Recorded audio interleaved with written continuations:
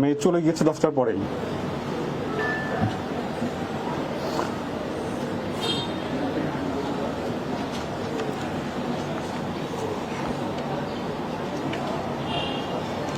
দুঃখিত, তাকে আমরা গতকাল ধৃত করি।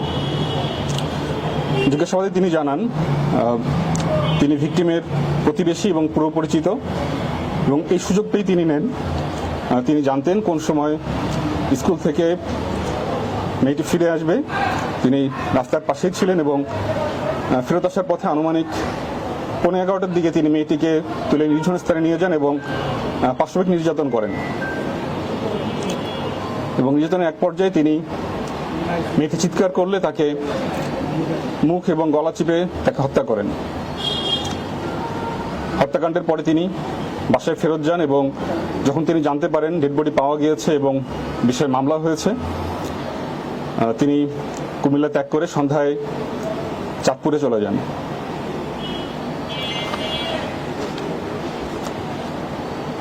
আমরা চাঁদপুর থেকে তাকে ধৃত করি। আমরা প্রাথমিকভাবে জানতে পেরেছি তিনি একজন মাদকসেবী। বাইরে তিনি টুকটাক রাজমিস্ত্রির কাজ করেন, জোগালির কাজ করেন এবং নিয়মিত তিনি গাঁজা সেবন করেন। প্রাথমিক জিজ্ঞাসাবাদে তিনি এই ধর্ষণ এবং হত্যাকাণ্ডের ঘটনার সাথে সম্পৃক্ত থাকার বিষয়ে আমাদের স্বীকার করেছেন এবং এই বিষয়ে বিস্তারিত জবানবন্দি দিয়েছেন।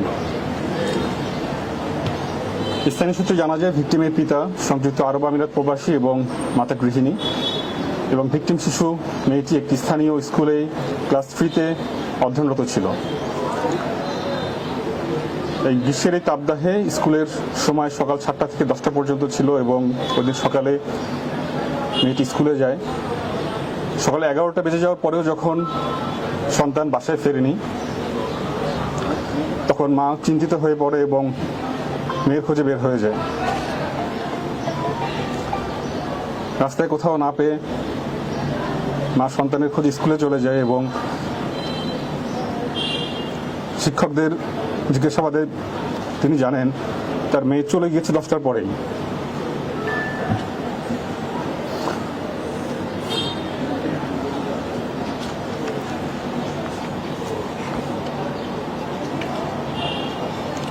দুঃখিত, মা বাসায় ফেরত আসেন এবং দুপুর আনুমানিক 3:30টায়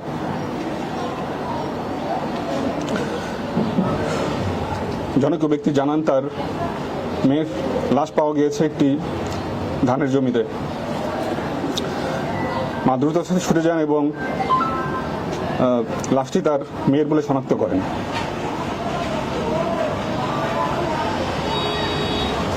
এ সময় জনৈক ব্যক্তি জানান যে তিনি অভিযুক্ত মফিজুল ইসলাম প্রকাশ বা মফুকে তিনি সকাল 11টার দিকে এই বাঁশঝাড়ের ভিতর থেকে দ্রুততার সাথে বের হয়ে যেতে দেখেছেন। আমরা অবিলম্বে তার খোঁজ করি এবং তাকে আমরা গতকাল ধৃত করি।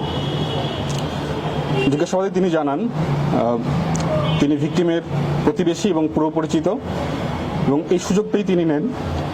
তিনি জানতেন কোন সময় স্কুল থেকে মেয়েটি ফিরে আসবে। তিনি রাস্তার পাশেই ছিলেন এবং ফেরত আসার পথে আনুমানিক, আপনারা জানেন, গত 29শে এপ্রিল জাস্ট দুদিন আগেই কুমিল্লা জেলার সদর দক্ষিণ থানাধীন এলাকায় একটি শিশু মেয়ে সন্তানকে নৃশংসভাবে ধর্ষণ এবং হত্যাকাণ্ডের ঘটনা ঘটে। হৃদয় বিদারক এই ঘটনাটি সামাজিক যোগাযোগ মাধ্যম এবং প্রিন্ট ইলেকট্রনিক মিডিয়াতে ব্যাপকভাবে প্রচারিত হয় এবং দেশব্যাপী আলোচনার সৃষ্টি করে। সেটা আমাদের নজর আসার সাথে সাথেই আমরা এ বিষয়ে তদন্ত শুরু করি এবং অপরাধীকে দ্রুততার সাথে আমরা আইনের আওতায় নিয়ে আসার জন্য কাজ শুরু করি। এরই ধারাবাহিকতায় গতকাল রাত আনুমানিক 11টায় আমরা চাঁদপুরের শাহরাস্তি থানাধীন এলাকা থেকে আমরা অপরাধী যে অভিযুক্ত ধর্ষণ এবং হত্যাকাণ্ডের ঘটনায় মফিজুল ইসলাম প্রকাশ মফুকে আমরা গ্রেফতার করতে সক্ষম হই।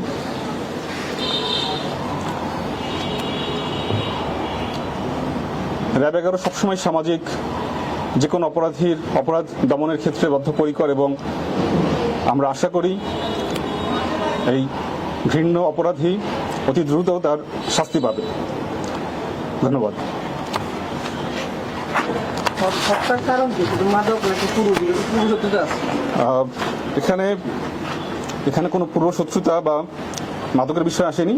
বিষয়টি সম্পূর্ণভাবেই তার কামনা চরিতার্থর বিষয়টি চলে এসছে।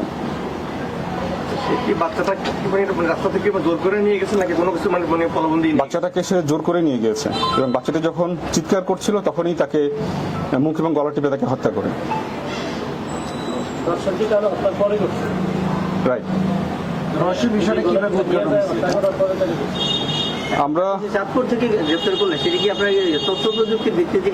আমরা তথ্য প্রযুক্তির ভিত্তিতে গ্রেফতার করেছি। তিনি তার এক আত্মীয়র বাসায় আশ্রয় নিয়েছিলেন, আমরা সেখান থেকে তাকে গ্রেফতার করি। জি না, আগে ধর্ষণ করে এবং সে সময় সে যখন চিৎকার করে তখন তাকে মুখ এবং গলা টিপে হত্যা করে। ঘটনা আর কারো সংশ্লিষ্টতা নেই। তিনি একাই ছিলেন ওখানে এবং তিনি এই কাজটি করেন এবং তিনি নিজ মুখে সবকিছু স্বীকার করেছেন আমাদের কাছে। আরেকটা বিষয়, ওখানে একটু মাদকের আকার একটু বেশি, এই ক্ষেত্রে এটা কি একটু নিয়ন্ত্রণ করা যাবে? আমরা সবসময় মাদক বিরোধী অভিযান করে থাকি। এক্ষেত্রে আমরা যদি ওখানে কোনো মাদকের আকার থেকে থাকে আমরা অবশ্যই সে বিষয়ে কাজ করব। আর যদি কারো কাছে কোনো তথ্য থেকে থাকে আমরা তথ্য দিয়ে সহায়তার জন্য আহ্বান জানাচ্ছি।